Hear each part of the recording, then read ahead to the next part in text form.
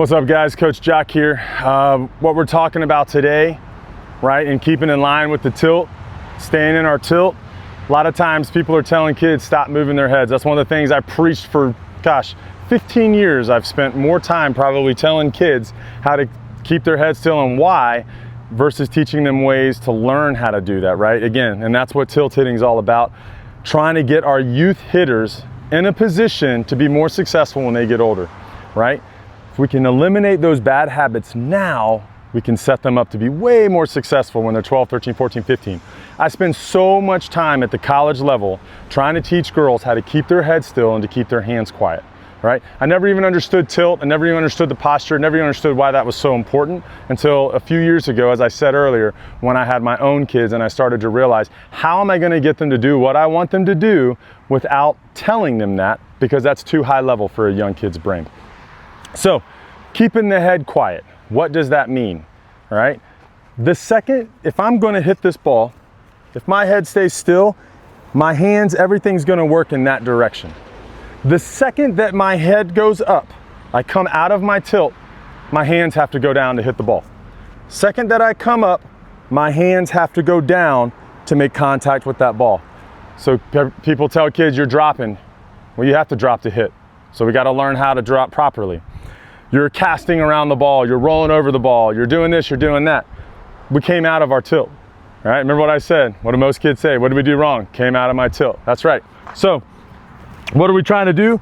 We're trying to make sure we stay in our tilt through contact. How do we do that? We keep our head still. Front elbow to the ground, we get in our tilt. If my head stays still through contact, then I had to stay in my tilt. The second that my head comes up, I'm out of my tilt. The second you come out of your tilt, everything changes. All right, if I'm gonna hit this ball and I come up, my hands have to go down to make contact. You might get that ball that goes up and to the right. You might roll over the ball. You might pull the ball. You might hit it up the middle, okay? Crazier things happen even when we have bad swings. The goal is I wanna stay through that ball. How am I gonna stay through that ball? I wanna keep my head still. All right, so how does it look? I'm here, elbow to the ground. I wanna keep my head still.